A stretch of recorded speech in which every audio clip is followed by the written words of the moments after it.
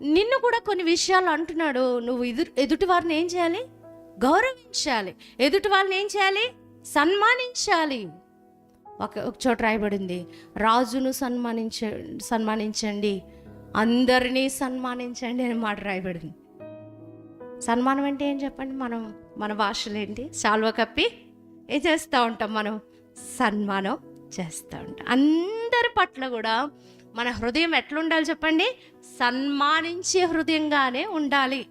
ఆ మనసే మనకు మంచిది. అస్సలు సన్మానానికి అర్హులైన వారిని కూడా సన్మానించలేని స్థితులు మనలో కనబడుతుంటే అందుకే దీవించబడలేం.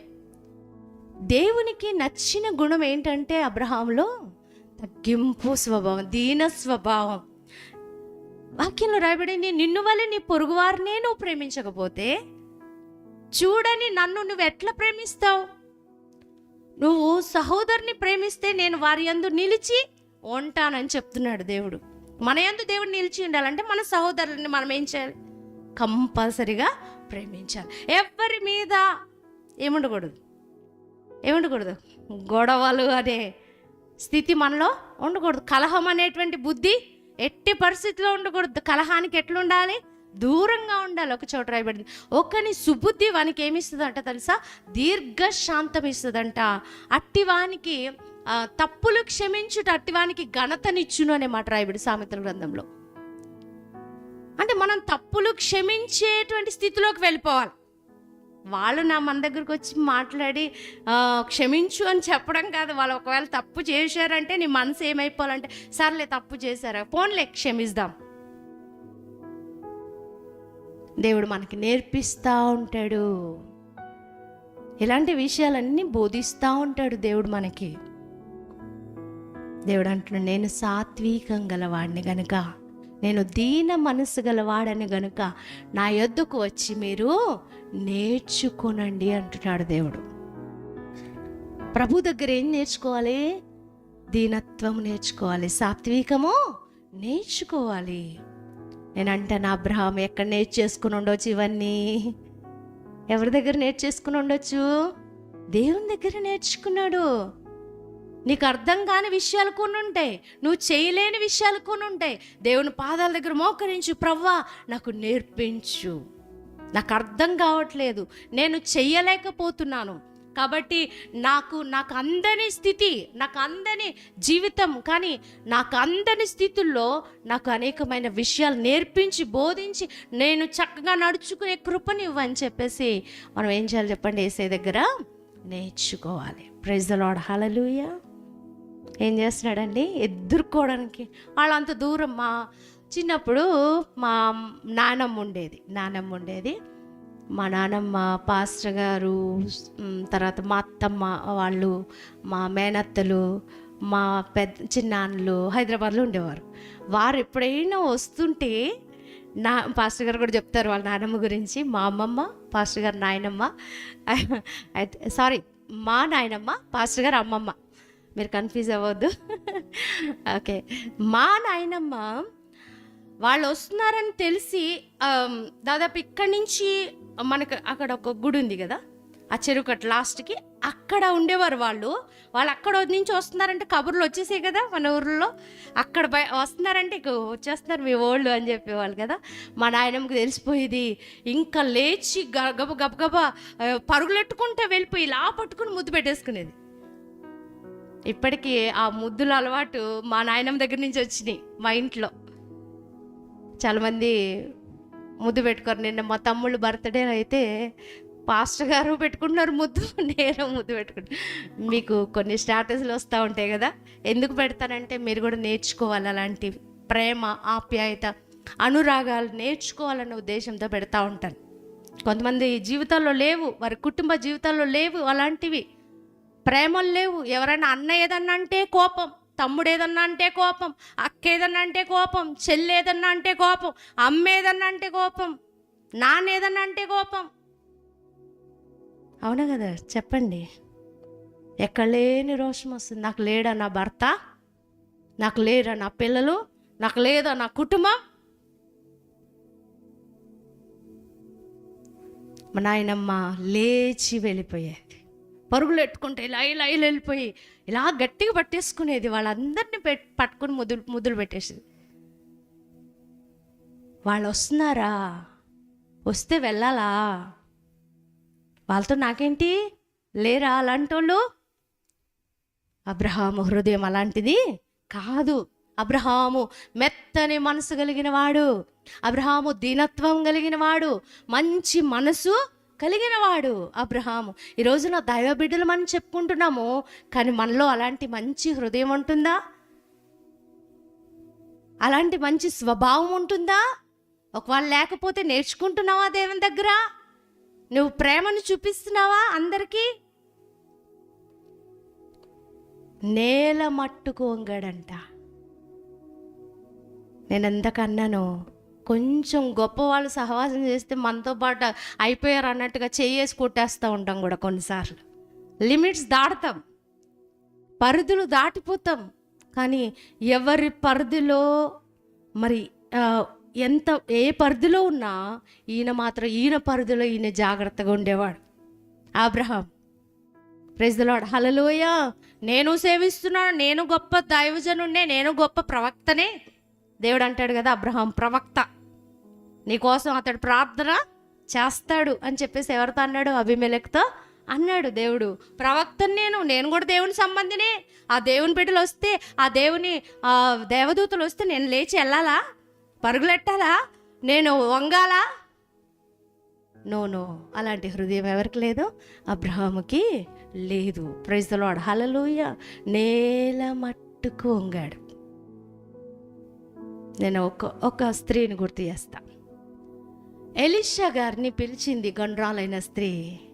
ఆ స్త్రీకి ఏమి అవసరతలు ఉన్నాయో రమ్మని పిలువు అని చెప్పేసి ఎలీషా కబురు పెట్టాడు.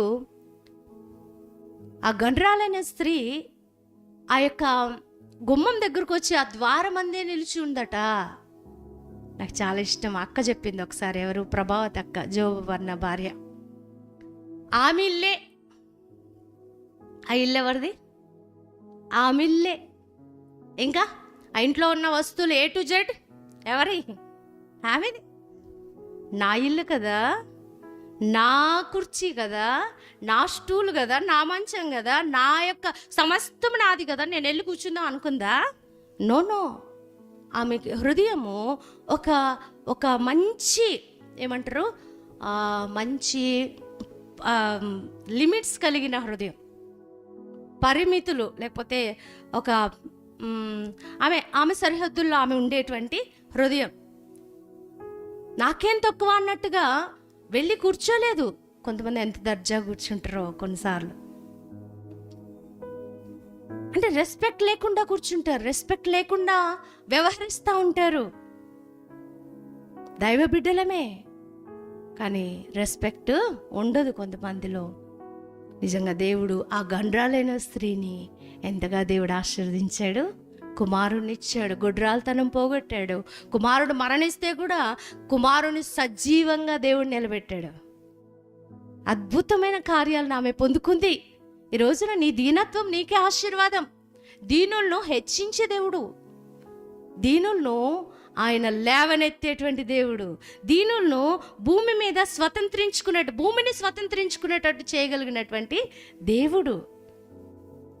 దేవుడు నిన్ను ఆశీర్వదించాలని ఆశపడుతున్నాడు. నీలో ఏం లేదు?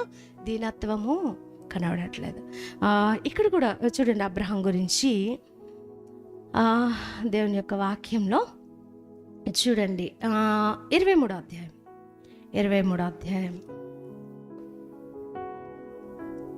7వ వచనం చూడండి.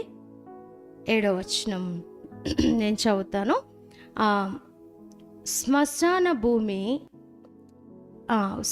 నేను 6వ వచనం చదువుతాను. 5వ వచనం. హేతు కుమారులయ్యా, మా మాట వినుము, నీవు మా మధ్యను మహారాజువై ఉన్నావు. మా శ్మశాన భూముల్లో అతి శ్రేష్టమైన దాని యందు మృతి పొందిన నీ భార్యను పాతిపెట్టుము. నీవు మృతి నొందెను నీ భార్యను పాతిపెట్టునట్లు మాలో తన శ్మశాన భూమి ఇయ్యనొల్లని వాడు ఎవడునూ లేడు అని అబ్రహాముకు ఉత్తరం ఇచ్చిరి. అప్పుడు అబ్రాహాము లేచి ఆ దేశపు ప్రజలైన హేతు కుమారులకు సాగిలపడి. ప్రైజ్ లార్డ్, హల్లెలూయా. అబ్బా, అబ్రాహాం ఎందుకు స్నేహితుడయ్యాడు రా దేవునికి అంటే, ఇగో ఇక్కడ అన్నీ కనబడుతున్నాయి. ఈరోజున నీ హృదయాన్ని బట్టి దేవునికి స్నేహితుడిగా దేవుడు ఆశపడతాడు, లేకపోతే దేవుడు స్నేహితుడిగా ఉండడానికి ఆశపడతాడు. నీ హృదయపు స్థితిగతులను బట్టి. హేతు కుమారులు అంటున్నారు, అసలు నీకు శ్మశాన భూమిని ఇవ్వనోళ్ళని వాడేవాడు? అందరు ఇస్తారు, మా దగ్గర ఉన్న ప్రతి ఒక్కరూ ఎవరికి ఇస్తారు శ్మశాన భూమి అంటున్నాడు. అబ్రహాంకి ఎవరి కోసం? శారా చనిపోయింది. అప్పటికే శారా చనిపోయింది. పాతి పెట్టడం కోసం అడగడానికి వెళ్ళినప్పుడు హేతు కుమారులు చెప్తున్నారు. బా, ఎంత పేరు సంపాదించుకున్నాడండి అబ్రహాము. ఇంకొక మాట నేను ముందుకెళ్తాను, చెప్తాను. దేవుని నామానికి మహిమ కలుగుగాక. అబ్రహాము అక్కడ ఆ హేతు కుమారులకి ఏం చేశాడంట? సాగిల పట్టాడంట. ఇంకో మాట కూడా చూద్దామా? 23వ అధ్యాయము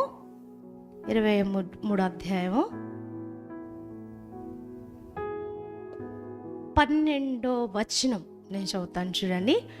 అయ్యా, అట్లు కాదు, నా మనవి ఆలకించుము. ఆ పొలము నీకు ఇచ్చుచున్నాను, దానిలోనున్న గుహను నీకు ఇచ్చుచున్నాను, నా ప్రజల ఎదుట అది నీకు ఇచ్చుచున్నాను. మృతునందు నీ భార్యను పాతి పెట్టుమనెను. అప్పుడు అబ్రహాము ఆ దేశపు ప్రజల ఎదుట సాగిలపడి. మళ్ళా ఏం చేస్తున్నాడండి? ఎన్నిసార్లు? ప్రైజ్ లార్డ్, హల్లెలూయా. ఎన్నిసార్లు? 2 సార్లు. గమనించండి, హేతు కుమారులు అక్కడున్న ప్రజలందరూ కూడా, ఎఫ్రోను అనేటువంటి ఆయన కూడా, వీళ్ళందరూ కూడా, వాళ్ళందరికి నచ్చిన వాడు ఎవరు? Praise lord, hallelujah. మనము ఒకరికి నచ్చితే ఒకరికి నచ్చం. ఎస్తేరట రాజు దయను పొందుకుందట. రాజు దయను పొందుకుంది. అక్కడ అందరూ స్త్రీలు ఉన్నారు. అందరికంటే ఈ స్త్రీనే ఇష్టపడ్డాడు. ఎవరు? రాజు. ఎందుకు అంటే ఆమె దేవునితో ఉన్నటువంటి స్త్రీ. ప్రైజ్ ది లార్డ్, హల్లెలూయా. అపోస్తుడైన పౌలు అంటాడు, నేను దేవుని ఎదుటను మనుషులందరి ఎదుటను నా మనస్సాక్షిని నిర్దోషమైందిగా చేసుకుంటున్నాను అంటున్నాడు.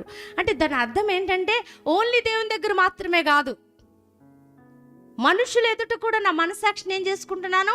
సరి చేసుకుంటున్నాను. వాళ్ళకు కూడా నేను ఎలా ఉండాలి? అనుకూలంగానే ఉండాలి. వాళ్ళ ఎదుట కూడా మంచి సాక్ష్యం కలిగి ఉండాలి, మంచి మనస్సాక్షి కలిగి ఉండాలి. Praise the Lord, hallelujah. మనం అనుకుంటాం దేవుడు ఉంటే చాలు,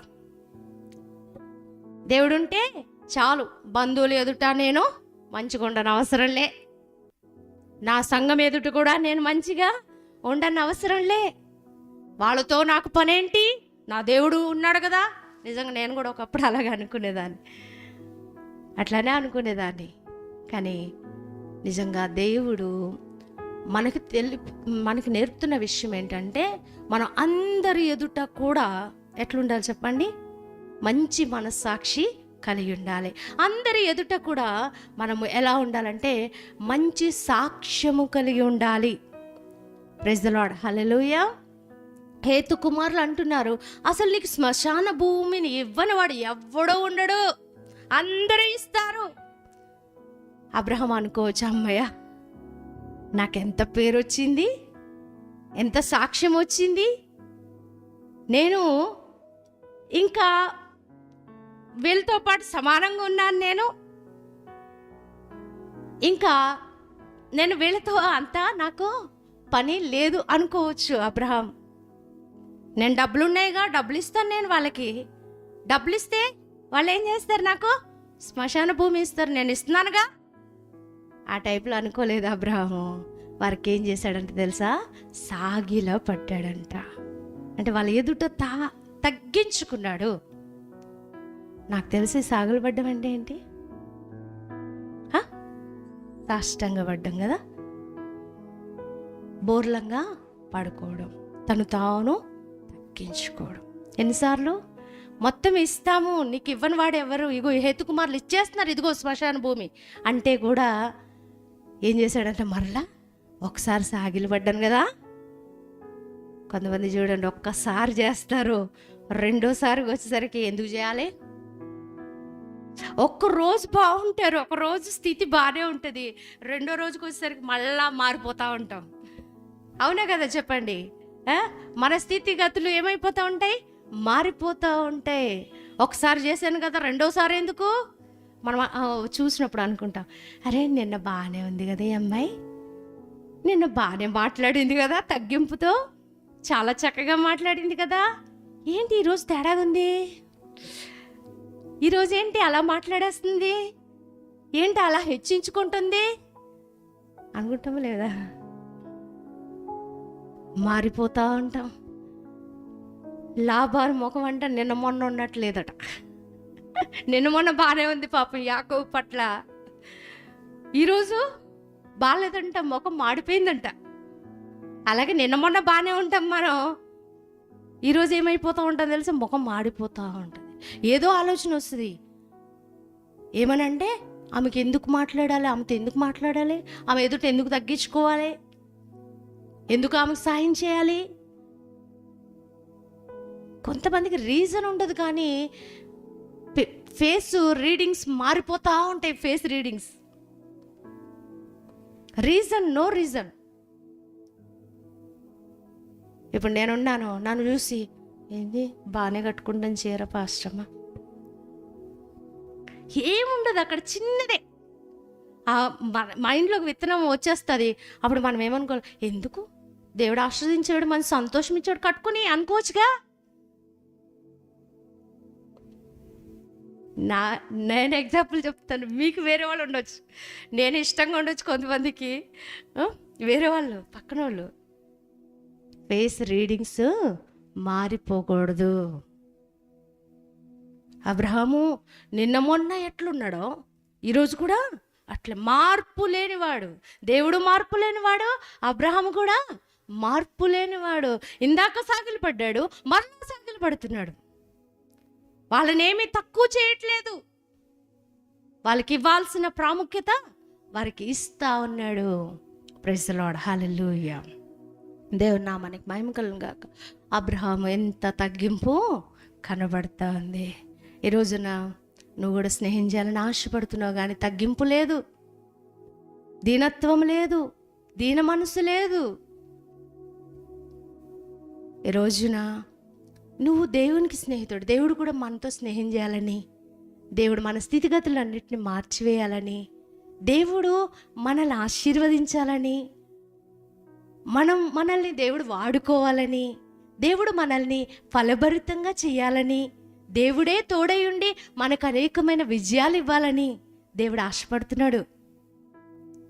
కానీ ఆ ఆశను మనం ఏం చేస్తున్నామంటే తీర్చలేని వారంగా ఉంటున్నాం. ఎందుకు అంటే మనలో తగ్గిన దీనత్వము కనబడట్లేదు, తగ్గింపు స్వభావము కనబడట్లేదు. ఇతరుల్ని చూసి ఓర్చుకోలేని స్థితి మనలో కనబడతా ఉంది.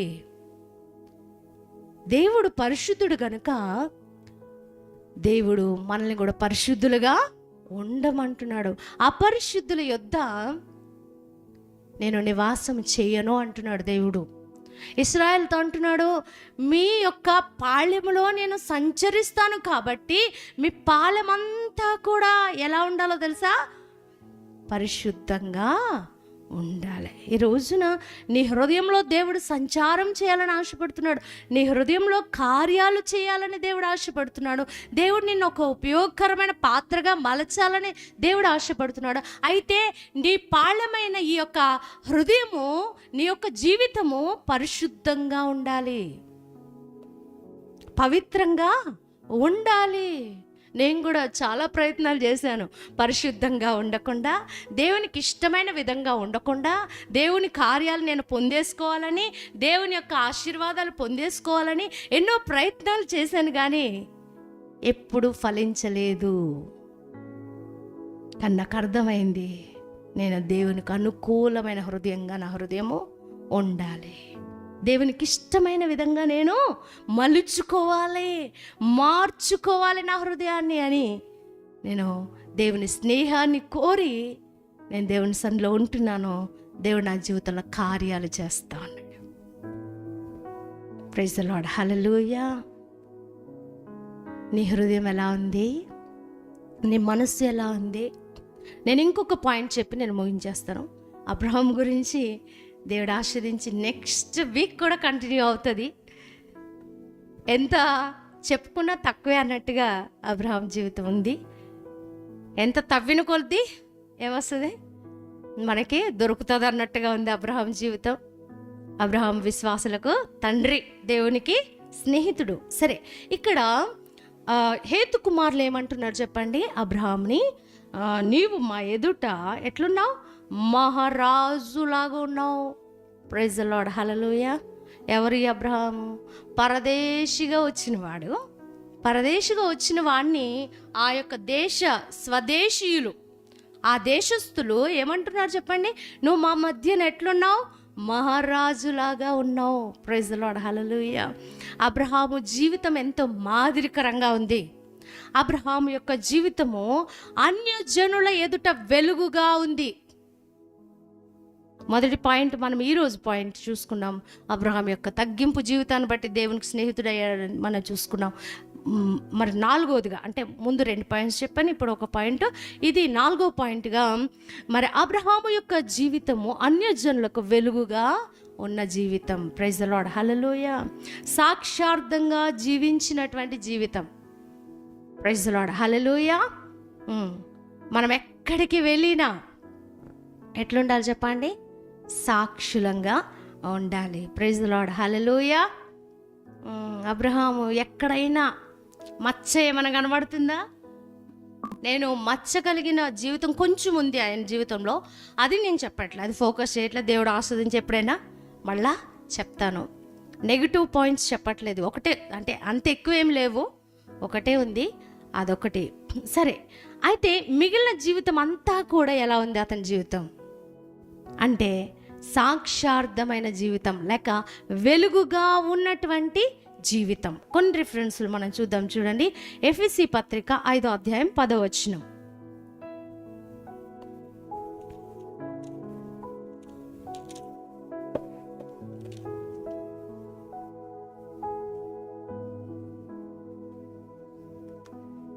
చదువుతారా?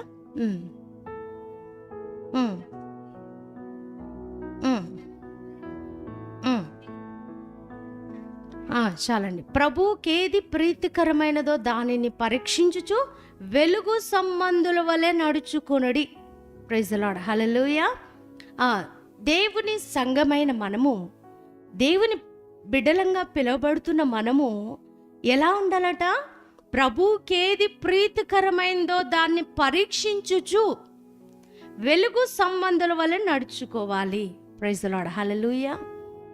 వెలుగు సంబంధుల వలె మనం ఏం చేయాలండి? నడుచుకోవాలి. క్రైస్తవ బిడ్డలమే అన్నట్టుగా ఉంటాం, కానీ మనలో అంధకారపు క్రియలు కనబడతా ఉంటాయి.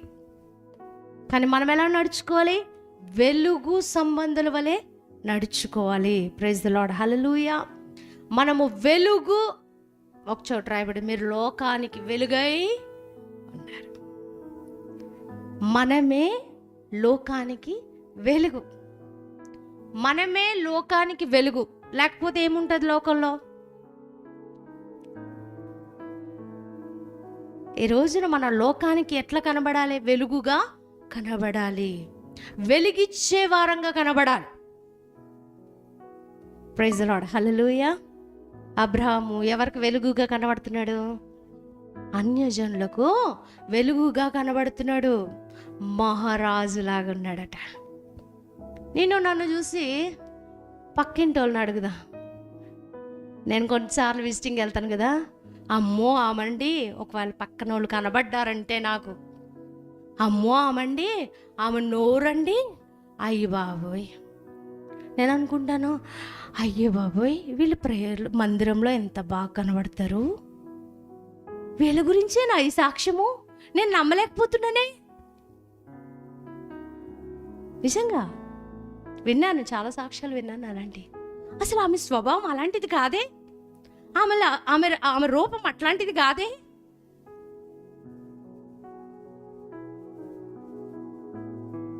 అమ్మో, ఆమండి పీడించుకుని తింటదండి, చూడనివ్వదండి మమ్మల్ని. అమ్మో, ఆమె నోట్లో నోరు పెట్టలేమండి. అవునండి, నిజమండి.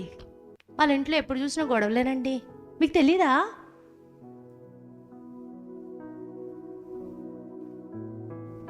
ఆమె భర్తతో ఎప్పుడు గొడవలు పడుతూనే ఉంటుందండి. గయ్యాలండి. పిల్లలనా అస్సలు బాగా చూసుకోదండి, పట్టించుకోదండి. బద్ధకస్తురాలండి, ఇల్లు కూడా సరిగ్గా పెట్టుకోదండి. ఇట్లా అంటారు లేదా? వెలుగుగా ఉన్నామా ప్రజలకి? ఆమె చక్కగా లేదు. మేము ఆమె చెప్పే మాటలు ఏమి వింటాం? మేమెందుకు వస్తాం? వాక్యంలో రాయబడింది ఒక మాట తెలుసా? మనమంట ఎవరికైనా ఆటంకంగా ఉంటేనంట మన మెడకంట తిరగట రాయి కట్టేసట సముద్రంలో పడవేయడం బెటర్ అట. ఎవరికి అభ్యంతరకరంగా ఉండకూడదు, ఎవరికి ఆటంకంగా ఉండకూడదు. ఒకవేళ నువ్వు ఆటంకంగా ఉంటే నీ మెడకి ఏం చేయాలంట? తిరగట రాయి కట్టేసి వీళ్ళని తీసుకెళ్ళి ఏడపడేయాలంట. అంత డేంజర్ అని చెప్పాడు దేవుడు. జాగ్రత్తగా ఉండాలని చెప్పాడు. కొంతమంది అంట వాళ్ళు ప్రవేశించరంట, ప్రవేశించి వారిని కూడా ప్రవేశింపనీయరట వీళ్ళు. నేను ఒక విషయం చెప్తా. మన యేసుపాదం అంకుల్ చెప్పంగా విన్నాను, నిజమే అనిపించింది. ఇప్పుడు మనకి కుష్ఠరోగం ఉంది, చేతికి ఏముంది? కుష్ఠరోగం ఉంది చెయ్యికి. కానీ ఒక మంచి లడ్డు, పెద్ద లడ్డు కొంతమంది పెళ్ళిళ్ళలో ఇస్తారు. నాకు కూడా వస్తూ ఉంటాయి అప్పుడప్పుడు లడ్డూలు. పెళ్ళిళ్ళకి వెళ్ళినప్పుడు తీసుకొస్తారు కొంతమంది, ఏమైనా ఫంక్షన్కి వెళ్ళినప్పుడు తీసుకొస్తారు. నాకు కొన్ని వచ్చినాయి నాకు అప్పుడప్పుడు. మంచి లడ్డు, చిన్న సైజు ఉండదు, పెద్ద సైజు ఉంటుంది. ఆ లడ్డూలు తీసుకొచ్చి ఇస్తారు. అలాంటి లడ్డు తీసుకొని చేతిలో పెట్టుకున్నారు. ఈ చెయ్యి అలాంటిది. ఇది తీసుకొని ఎవరికి ఇస్తున్నారు? ఇప్పుడు తీసుకొచ్చి సీమాకి ఇస్తున్నారు. సీమా, నువ్వు తీసుకుంటావా? చెప్పండి. సీమ, నువ్వు తీసుకుంటావా? కామన్గా చెప్పు. నా చెయ్యి కుష్టుది, లడ్డు మంచిది. లడ్డు మంచిది, చెయ్యి మాత్రం కుష్టుది. లడ్డు తీసుకొచ్చి ఏం చేస్తున్నాం? కుష్టి చేతితో నేను సీమాకి ఇస్తున్నా. సీమా, నువ్వు తీసుకుంటావా? అక్క కదా, తీసుకుంటావే అనుకుంటావా?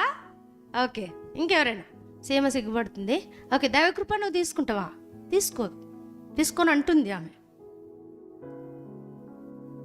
పాపమని కుష్ఠరోగంతో నువ్వు ఉన్నావు, మంచి సువార్తను తీసుకెళ్ళి ఇస్తున్నావు, వాళ్ళకి బోధిస్తున్నావు, వాళ్ళకి చెప్తున్నావు.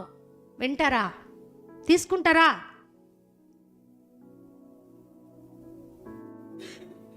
మనము సరిగా లేము, మన మాట తీరు సరిగా లేదు, మన ఆలోచనలు సరిగా లేదు, మన క్రియలు సరిగా లేవు, మన స్వభావము సరిగా లేదు. సువార్త చెప్పేస్తున్నావు అంటున్నావు. నేను సువార్త చెప్పేస్తున్నాను పాస్టమ్ గారు, పక్కన వాళ్ళకి చెప్పేస్తున్నామండి, వాళ్ళకి చెప్పేస్తున్నామండి, వీళ్ళకి చెప్పేస్తున్నామండి. ఎవరికి చెప్పినా వాళ్ళు మాత్రం ఖచ్చితంగా తీసుకోరు. ఎందుకంటే నువ్వు పాపం అనే కుష్ఠరోగంతో ఉన్నావు. నీ వెలుగు ప్రకాశిస్తుందా? నువ్వు ప్రకాశిస్తున్నావా? ఒకప్పుడు నా జీవితం కూడా అలాగే ఉండేది. కానీ నేను ప్రభు సన్నిధిలో ప్రాకులాడుతూ వచ్చాను. ప్రభువా, నేను ఒక రెస్పెక్ట్ కలిగిన వ్యక్తిగా నేను ఉండాలి, నేను చక్కని యోగ్యత కలిగిన స్త్రీగా నేను ఉండాలి, నేను మాదిరికరంగా జీవిస్తూ నేను ఇతరులకు సువార్త చెప్పేటట్టుగా ఉండాలని దేవుని సన్నిధిలో ప్రార్థన చేశాను. దేవుడు నన్ను ఆశీర్వదించాడు. నిన్ను చూస్తే రెస్పెక్ట్ ఇవ్వాలి ఇతరులు. నిన్ను చూస్తే ఇతరులు యోబు భక్తుడు అంటాడు, నన్ను చూసిన వాళ్ళు ఏమనుకునేవారు తెలుసా? అదృష్టవంతుడుగా భావించేవాళ్ళు. కొంతమంది అంటారు, పాస్టర్ గారు నేను వెళ్తే, పాస్టర్ గారు మీరు వచ్చినందుకు మాకు చాలా సంతోషంగా ఉందండి అంటారు, సంతోషపడతారు. మీరు రావడం మాకు ఎంతో దీవెనండి, అసలు ఎంతో సంతోషంగా ఉందో తెలుసండి అంటూ ఉంటారు. సంతోషం. Praise the Lord. హల్లెలూయా. అదే ఇష్టం వచ్చినట్టుగా మేము ప్రవర్తించుంటే, మా జీవితం సరిగా లేకుండా ఉంటే అంటారా ఆ మాట? యోబుని చూసినప్పుడు అమ్మా యోబుని చూసామా, నిజంగా మాకు అదృష్టం అనుకుంటే వాళ్ళట అక్కడ ఉన్నవాళ్ళు. ఎందుకంటే ఆయన జీవితం అలాంటిది. కుంటు వారికి కాళ్ళుగా ఉండేవాడు, గుడ్డి వారికి మరి కన్నులుగా ఉండేవాడు, విధవరాలకి సహాయకుడుగా ఉండేవాడు, తండ్రి లేని వారికి తండ్రిగా ఉండేటువంటి వాడు. అతని జీవిత విధానం చాలా చాలా చాలా దీవెనకరమైంది. కాబట్టి అతన్ని చూసినప్పుడు నిజంగా ఇతడు ఆశీర్వాదకరమైన వాడు, నా జీవితానికి ఆశీర్వాదం అతన్ని చూస్తే అన్నట్టుగా ఎవరుండేవాళ్ళు చెప్పండి? యోబు ఉండేవాడు. నిన్ను చూసినప్పుడు ప్రజలు ఎట్లుండాలి? ఈమె నిజంగా ఆశీర్వదింపబడిన స్త్రీ. లాబాన్ అంటున్నాడు ఎలియాజర్ని, యెహోవా వలన ఆశీర్వదింపబడినవాడా, బయట నిలవనేలా లోనికి రమ్ము. బా, ప్రైజ్ ది లార్డ్. హల్లెలూయా. ఎలియాజర్ ఎవరు? అబ్రహాము పనివాడు. అబ్రహాం ఎట్లా జీవించాడో ఈ పనివాడు కూడా అట్లనే జీవిస్తున్నాడు. అబ్రహాం ఎట్లా ప్రార్థన చేశాడో ఈ యొక్క పనివాడైన ఎలియాజర్ కూడా అట్లనే ఏం చేస్తున్నాడు? ప్రార్థన చేస్తున్నాడు, దేవుని మీద ఆనుకుంటున్నాడు. ప్రవ్వా నువ్వు చూపించు పిల్లని, నాకు చూపించు, నేను వచ్చిన పనిని సఫలం చెయ్యి. నేను ఒకటి ప్రార్థన చేస్తాను, ఎవరైనా దాహం ఇమ్మని అడిగితే నాకు మాత్రమే కాదు, ఒంట్లో కూడా ఎవరైతే దాహం పెడతారో వాళ్ళని నువ్వు నియమించిన పిల్ల, కాబట్టి నాకు సహాయం చేయి, నా పనిని సఫలం పరచు అని ప్రార్థన చేస్తా ఉన్నాడు. ఇలాంటి దీవెనకరమైన జీవితం కలిగిన ఎలియాజర్ని లాబాన్ ఏమంటున్నాడు?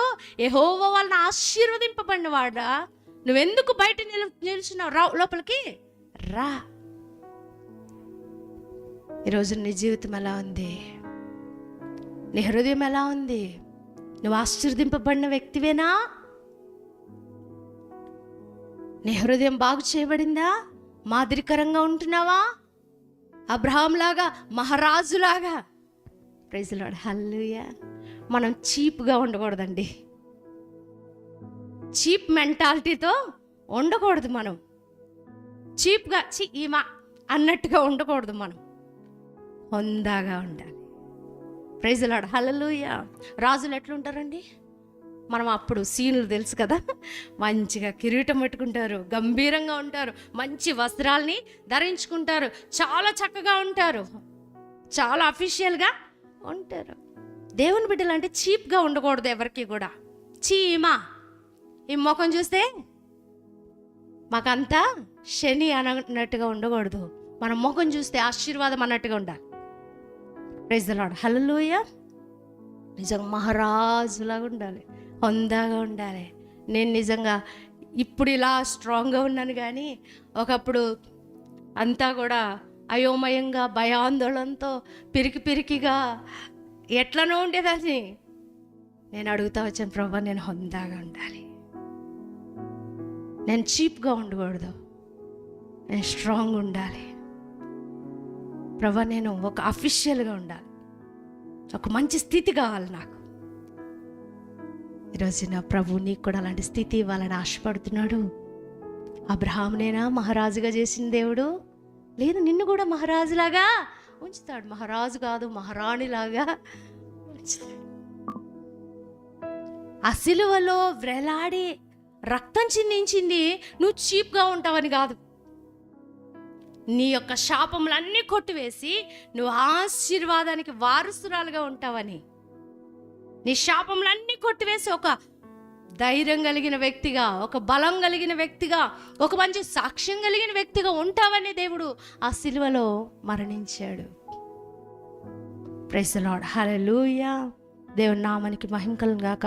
నేను ముగింపులోకి వచ్చేస్తున్నాను. నేను రెఫరెన్స్లు చెప్తాను, చూపించిన అవసరం లేదు. అపోస్తులైన పౌలు గురించి అపోస్తుల కార్యాలు 13:47 ఆయన అన్యజనులకు నన్ను వెలుగుగా ఉంచి ఉన్నాడు అని చెప్పేసి అపోస్తులైన పౌలు చెప్తున్నాడు. దేవుడు అపోస్తుడైన పౌల్ని దేవుడు దేనికోసం ఉంచాడంటండి? అన్యజనులకు వెలుగుగా ఉండడానికి ఉంచాడు. ఎందుకు? పాపముల నుంచి విడిపించాడు ఒక అపోస్తుడైన పౌల్ని అంటే అన్యజనులకు వెలుగుగా ఉంచడానికి. ప్రైజ్ ది లార్డ్, హల్లెలూయా. ఈరోజు నిన్ను ఎందుకు పాపముల నుంచి విడిపించాడు తెలుసా? ఎక్కడ వేసిన గొంగలు అక్కడే ఉంటావని కాదు, ఆ గొంగల్లాగా ఉంటావని కాదు. దేవుడు నిన్ను ఎందుకు ఆయన రక్షించుకున్నాడంటే నువ్వు అన్యజనులకు వెలుగుగా ఉంటావని. Praise the Lord, hallelujah. దేవుని యొక్క వాక్యంలో ఆశ్చర్యకరమైన వెలుగులోనికి మనల్ని పిలిచిన వాని గుణాతిశయములు ప్రచురించడానికి మనల్ని దేవుడు ఏర్పరచుకున్నాడు. ప్రైజ్ ది లార్డ్, హల్లెలూయా. ఎందుకు పిలుచుకున్నాడండి? రాజులైన యాజక సమూహంగా మనల్ని చేసుకున్నాడట. ఎవరు యాజకులు? పాస్టమ్ ఒకటే యాజకురాలు అంటారా? ఎవరు రాజులు అంటే రాజవంశంలో ఉన్నవారు మాత్రమే అనుకుంటున్నారా? దేవుడు నేను రాజులని యాజక సమూహంగా దేవుడు చేసిన. ఎందుకంటే ఆయన గుణాతిశయాలని నీ ద్వారా ప్రచురం పరచాలని. కొన్నిసార్లు నువ్వు నోటితో నువ్వు ప్రచురించే అవసరం లేదు. నీ జీవితమే ఇతరులకు పాఠాలు నేర్పించేదిగా దేవుడు మారుస్తాడు. ప్రైజ్ ది లార్డ్, హల్లెలూయా. కొన్నిసార్లు నోటితో చెప్పడానికి ఆతృత పడతాం, జీవితాన్ని జీవించడానికి మాత్రం ఆశపడం. నోటితో ఎన్ని మాటలైనా చెప్పేస్తాం. వాళ్ళు అనుకుంటారు లోపల, అబ్బో చెప్పిందిలే. ఆమె జీవితం చూస్తే అర్థమవుతుంది అనుకుంటారు కొంతమంది. నువ్వు వల్లించేస్తున్నావు మాటల్ని. వల్లించడం కాదు, నీ జీవితం కనపరచు. Praise the Lord, hallelujah. దేవుని యొక్క వాక్యంలో కొంతమంది ఉన్నారు. యోహాను గురించి రాయబడింది, ఆయన మండుచు ప్రకాశించు దీపమై ఉన్నాడు. ప్రైజ్ ది లార్డ్, హల్లెలూయా. ఎప్పుడైనా ఆరిపోతున్నాడా? ఆయన మండుచు ఉన్నాడు. ఏమవుతున్నాడు? ప్రకాశించు దీపముగా. దీపం అంటే ఏంటి? ఇతరులకు వెలిగించేటువంటి దీపముగా ఎవరున్నారు చెప్పండి? యోహాను. మనం కూడా ఒకరోజు వెలుగుతాం, ఒక పూట వెలుగుతాం, కొన్ని రోజులు వెలుగుతాం, ఏమైపోతా ఉంటాం? మళ్ళా ఆరిపోతూ ఉంటాం. అట్లా ఉన్నాడా యోహాను? నిరంతరము ఆయన మండుచు ఉన్నాడు, మండుచు ప్రకాశించు దీపముగా ఉన్నాడు. Praise the Lord, hallelujah. మనము మండే దేవుని వైపుకు చూస్తూ, మండే దేవునితో సహవాసం చేస్తూ మనం కూడా మండుతూ ఉండే దీపాలలాగా ఉండాలి. ప్రైజ్ ది లార్డ్, హల్లెలూయా. మన సహవాసం ఎలా ఉంది దేవునితో? నేను ముగింపులోకి తీసుకొచ్చేస్తున్నాను.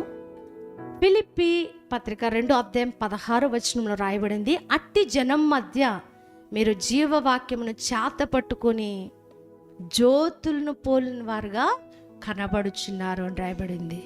ఎవరు చెప్పండి? ఫిలిప్పీ సంఘం. ఫిలిప్పీ సంఘం ఎట్లుందంటే అండి, ఎలా ఉంది ఫిలిప్పీ సంఘం? జీవవాక్యమును చేత పట్టుకొని జ్యోతుల్ని పోలినదిగా కనబడతా ఉందంట. చదువుతారా ఎవరైనా మాట?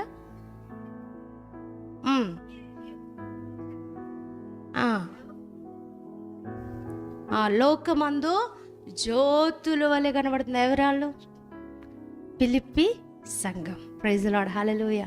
ఏం పట్టుకున్నారంటండి? జీవవాక్యం. దేవుని యొక్క వాక్యాన్ని పట్టుకుంటే నిజంగానే మనం జ్యోతులంగా కనబడతాం. హల్లెలూయా. ఈ జీవవాక్యానికి విధేయత చూపించి ఆ వాక్యాన్ని గట్టిగా వదిలిపెట్టకుండా పట్టుకుంటే దేవుడు మనకేమిస్తాడండి? ప్రైజ్ ది లార్డ్, హల్లెలూయా. మనకి వెలుగును ఇస్తాడు. జ్యోతిగా కనబడే కృపను దేవుడు మనకి ఇస్తాడు. ఎక్కడుంది వెలుగు? వాక్యంలో ఉంది. వాక్యాన్ని మనం పట్టుకోవాలి గట్టిగా. ఎంత పట్టుకుంటావు అంత పట్టుకో. నేను ప్రేయర్ ఈ మధ్యలో చేస్తా ఉన్నా, ప్రభువా ఏ ఒక్క మాట విడిచిపెట్టకూడదు, ఒక్క మాట కూడా ప్రతి మాటను నేను అన్వయించేసుకోవాలి. చదువుతున్నాను, ధ్యానం చేస్తున్నాను, సమయం అనక అసమయం అనక చాలా బ్యాక్ పెయిన్ వస్తుంది ఒక్కోసారి. ఈ మధ్య మెట్లు ఎక్కుతుంటే చాలా పెయిన్ వచ్చేస్తుంది, అయినా కూడా లేవకూడదు, వాక్యం ధ్యానం చేయాలి. నేను ఎందుకు చెప్తానంటే గొప్పలకు చెప్పట్లేదు, మీరు కూడా నేర్చుకోవాలన్న ఉద్దేశంతో చెప్తూ ఉంటాను. నడుము లాగేస్తూ ఉంటుంది, అయినా కూడా ఆ వాక్యాన్ని వెతుకుతూ ఉన్నాను, ఏరుకుంటా ఉన్నాను, ఆ మనసులో నింపుకుంటా ఉన్నాను. ఎందుకంటే నా జీవితము ఇతరులకు ఎలా కనబడాలి? జ్యోతిలాగా కనబడాలి, మాదిరికరంగా కనబడాలి. నాలో వెక్కిలి చేష్టలు కనబడకూడదు, నాలో అల్లరి చేష్టలు కనబడకూడదు, దేవునికి ఆయాసకరమైన చేష్టలు నాలో కనబడకూడదు. ప్రభుకి ఏది ప్రీతికరమైందో దాన్ని నేను పరీక్షించాలి. ప్రైజ్ ది లార్డ్, హల్లెలూయా. అబ్రహాం దగ్గరికి వద్దాం. ఎలా కనబడుతున్నాడు అన్యజనులకు? తన జీవితాన్ని కాపాడుకున్నాడా జాగ్రత్తగా? తన నోటిని కాపాడుకున్నాడా? తన ప్రవర్తనని కాపాడుకున్నాడా? తన పరిశుద్ధతను కాపాడుకున్నాడా? ఎక్కడైనా అన్యజనుల ఎదుట ఆయన నామానికి అవమానం తెచ్చాడా? మిమ్మల్ని బట్టియే కదా నా నామము అన్యజనుల ఎదుట దూషింపబడుచున్నది. ఈ రోజున అన్యజనులు ఎందుకు రాలేకపోతున్నారో తెలుసా? నిన్ను బట్టి, నన్ను బట్టే. వాళ్ళే చక్కగా ఉండరు, మేమేమి చక్కగా వద్దాం. ఈ రోజున అబ్రహాం మనకు నేర్పిస్తున్నాడు, మనం చక్కగా ఉందాం. చక్కగా ఉండి అనేకులను కూడా ప్రభు తట్టు త్రిప్పుదాం. ప్రైజ్ ది లార్డ్, హల్లెలూయా. ఆ బైబిల్ గ్రంథంలో రాయబడింది, నీ మూలంగా భూలోకపు వంశములన్నీ కూడా దేవుడు ఏమంటున్నాడు? ఆశీర్వదిస్తానని చెప్తున్నా. ఈ రోజున నువ్వుడే వాగ్దానం తీసుకో. నీ మూలంగా అనేకులను ఆశీర్వదించడానికే, భూలోకంలో వంశములన్నీ ఆశీర్వదించబడ్డానికి దేవుడు నేను పిలుచుకున్నాడు. హల్లెలూయా. ఏర్పరచుకున్నాడు. ఆ పిలుపు నుంచి తొలగిపోవద్దు, పక్కకి వెళ్ళిపోవద్దు, జారిపోవద్దు. ఆ పిలుపుకు విధేయత చూపించు. ఆ పిలుపు వైపుకే నీ పరుగులెట్టు. నీ మూలంగా భూలోకపు వంశంలో ఆశీర్వదించబడాలి. నేను కూడా అదే పరుగు పందెంలో ఉన్నాను, మీరు కూడా పరిగెత్తండి. అదే నీకు దీవెన, అదే నీకు ఆశీర్వాదం. అబ్రహాము అడుగుదాం, నువ్వు ఎట్లా స్నేహితుడు అయ్యో దేవునికి అంటే, ఇదిగో ఇలాంటి గుణ లక్షణాలు నేను కూడా కలిగి ఉన్నాను. నేను భూ సంబంధమైన వాటి వైపు చూడలేదు, కానీ దేవునికి ఇష్టమైన వాటి వైపే చూశాను. దేవుణ్ణి సంతోషపెట్టాను, దేవుని కొరకు సాక్షిగా నిలబడ్డాను, దేవుని సన్నిధిలో తగ్గించుకున్నాను, ప్రజల ఎదుట కూడా నేను తగ్గించుకున్నానండి. మనకి ఈరోజు అబ్రహాం లెసన్ నేర్పించాడు. దేవుడు అలాంటి కృప మనకు కూడా ఇచ్చునుగాక. Amen, amen. ఇంకా 2 పాయింట్స్ ఉన్నాయి.